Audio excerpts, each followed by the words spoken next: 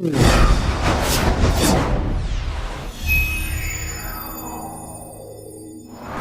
first guest has his hands full with the Cook Island Rugby League team. He's their head coach and we're very pleased to have him. Please welcome David Fairleigh. David, welcome. Kia ora. Tell me something, how are the preparations for the World Cup coming along? Yeah, it's been really good. You know, the part of the Cook Islands Rugby League, we're probably, well, we are the smallest nation competing in this year's World Cup. So, you know, infrastructure is pretty scarce, but you know, the people that we have working for us are really committed, and we have a strong group of people back in the islands led by Kevin Iro and Charles Carlson, and all of the, you know, we're all volunteers with the Cook Islands Rugby League. We do it for the love of the game, and yeah, it's been good so far.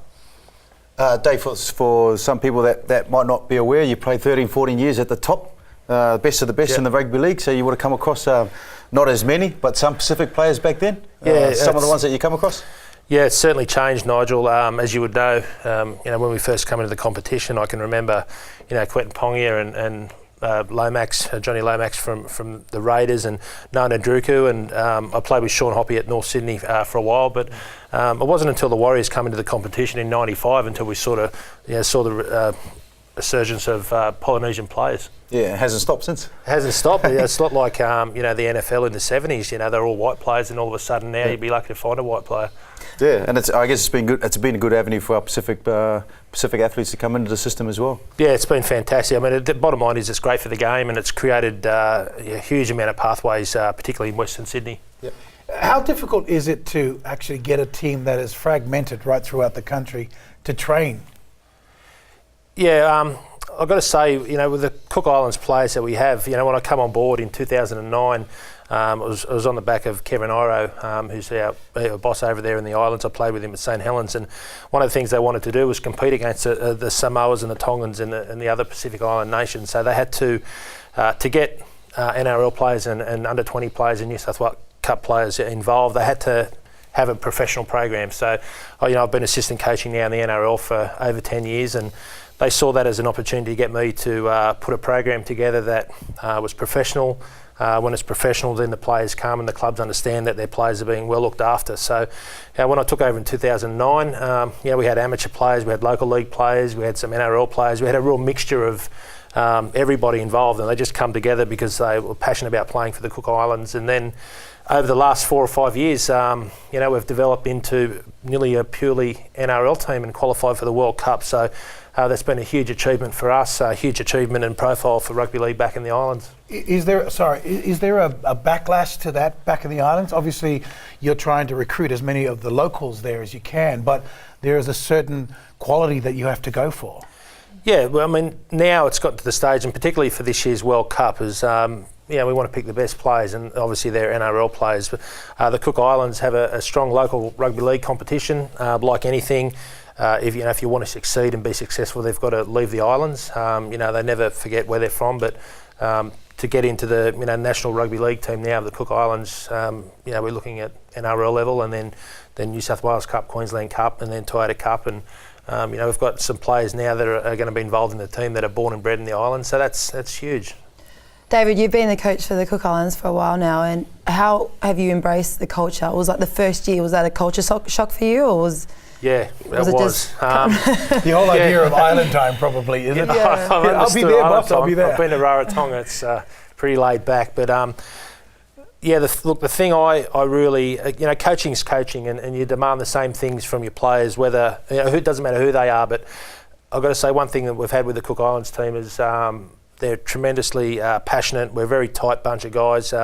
We've played, the majority of the team have been together now for 4 years. There's some things along the way that I've learnt and really respected. I found that they're very proud of their culture, very religious, a lot of praying, and you know, that's something that I had to get used to, but I'm certainly not against, and that's just what they do. And as you used to assistant coach at the Warriors, who wins out? Because it's always a question that I would love to ask: mum or the coach?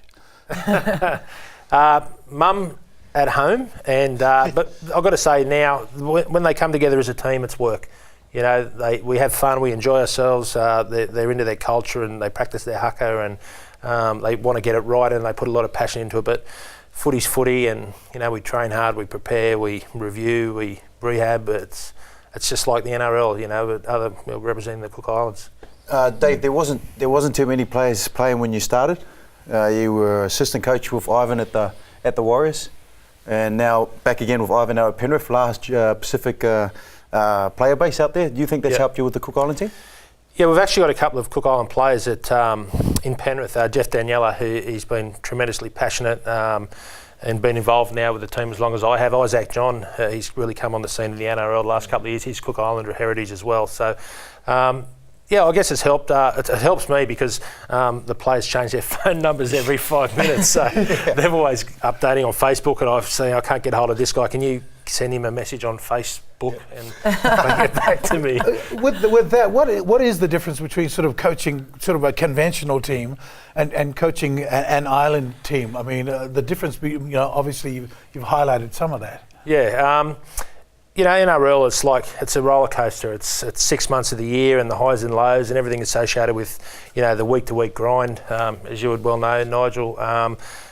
But getting representative teams, you're probably not going to get them any more skillful, and maybe you can do some stuff with their fitness, but it's about coming together and playing as a team and working for each other and having a really simple understanding of what you're trying to achieve and getting all the players to buy into it. And that's essentially what my role will be.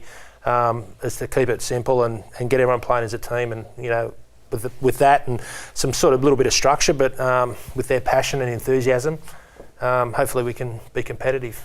Now, I know that there are a lot of mums and dads and young people back in the islands. They're watching this right now and probably trying to imagine you on the field, and we thought we would just grab some stuff out of the archives to show them. Okay. Have a look at this. Perfect to Taylor.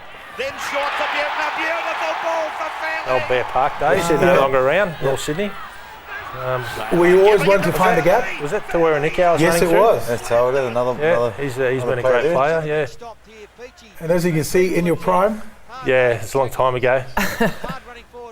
Look, I enjoyed it. Had some great times at North Sydney, and rugby league has been really good to me, and essentially that's how I got involved with the Cook Islands. I wanted to put something back into the game, and I just started sending some footballs over to the islands and just to do something. And then Kevin Ero, who I played with at St Helens, said, look, there's an opportunity here, and like I said earlier, from day one, we don't get paid. We don't want to get paid. We do it for the love of the development of the game. And I certainly think the Pacific Islands development is an area that the game's obviously already looking at, but there's a lot more to come.